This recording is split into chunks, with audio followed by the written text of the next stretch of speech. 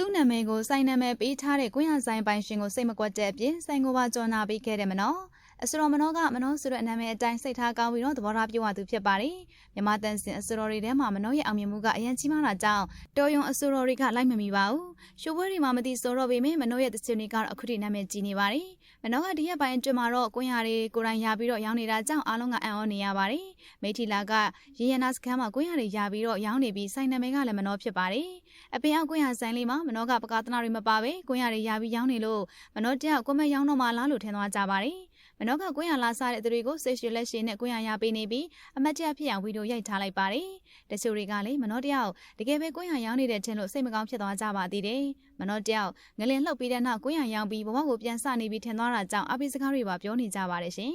တကယ်တော့ဒီဆိုင်ကိုမနောကခီးသွားရင်းနဲ့လမ်းမှာတွေ့ပြီးသဘောကျသွားတာပါဆိုင်နာမည်ကမနောဖြစ်နေပြီးမနောကိုသဘောကျလို့ကွင်းရဆိုင်နာမည်ကိုပါပေးလိုက်ပါတယ်မနောကသူ့နာမည်ကိုကွင်းရဆိုင်နာမည်ပေးထားလို့လည်းစိတ်မဆိုးခဲ့ပဲဝမ်းသာနေပါတယ်ကွင်းရဆိုင်နာမည်ကိုကြံကြံဖန်ဖန်မနောလို့ပေးထားတာကြောင့်သူကိုယ်တိုင်ဝင်ရောက်ပေးလိုက်ပြီးဒီဆိုင်ကိုလာစားဖို့ပါအားလုံးကိုဖိတ်ခေါ်ထားတာပါကိုမစားတဲ့မနောကကွင်းရကိုဘလို့ရရမှန်းမသိဖြစ်နေပေမဲ့မနောရပေးတဲ့ကွင်းရကိုဝယ်စားကြပါတယ်မနောကြောက်ကွင်းရတွေရောင်းနေရပြီဆိုတဲ့စကားနဲ့စနောက်နေပြီးမိထီလာကိုရောက်ရင်ဒီဆိုင်မှာလာရောက်အားပေးပါဆိုပြီးတော့လည်းကြော်ညာပေးသွားပါတယ်မနောကကြော်ညာတွေကိုလက်ခံရိုက်ကူးတဲ့သူမဟုတ်ပေမဲ့အခမဲ့ကြော်ညာလေးဖြစ်သွားခဲ့ပါတယ်အမှုပညာကိုချစ်မြတ်နိုးတာကြောင့်လောက်ကင်နာဖြစ်ပြီးငွေကြေးတွေမလိုအပ်တဲ့မနောကတော့ရှိုးပွဲတွေမှာလည်းမသိဆိုဖြစ်ပေမဲ့လက်ကွန်းထဲမှာတော့ကောက်ဆိုင်သူတွေကိုတချင်းဆိုပြခဲ့ပူပါတယ်အခုလည်းမနောကသူ့ရဲ့အမကန်ပြိသက်တယောက်ဖွင့်ထားတဲ့ဆိုင်ကိုကြုံတုံးကြုံခိုက်ကြော်ညာပေးသွားတဲ့အပြင်ရောင်းကောင်းစီဖို့လည်းဆူတောင်းပေးသွားခဲ့ပါတယ်မနောကငွေကြေးတွေမပါဝင်ပဲကုညီတတ်သူလည်းဖြစ်ပြီးဟန်ဆောင်မှုတွေမပါဝင်တာကပေါ်လွန်နေပါတယ်ရှင်မနောကနိုင်ငံကျော်အစိုးရကြီးဖြစ်ပေမဲ့ဟိတ်ဟန်တွေမာနတွေမရှိပဲအလုံးကိုဖော်ဖော်ရွေနဲ့ဆက်ဆံတတ်တာကြောင့်သူ့ကိုသဘောကျကြပါတယ်တခြားသောအစိုးရတွေနဲ့မတူပဲအောင်မြင်မှုပေါ်မှာလည်းမရင်မှုတက်သလိုအောင်မြင်မှုကနေလည်းရုံထွက်နိုင်ခဲ့သူပါဒါကြောင့်မနောကစီးပွားရေးမှာလည်းအောင်မြင်သလိုဘာသာရေးမှာလည်းစာမေးပွဲတွေအောင်မြင်ထားပြီးလူအများရဲ့လေးစားမှုကိုရရှိခဲ့သူဖြစ်ပါတယ်ငလင်ပြီးမှလည်းမနောရဲ့စကိုင်းကအင်ဂျီလည်းပြိုကျပျက်စီးသွားခဲ့ပါတယ်ရှင်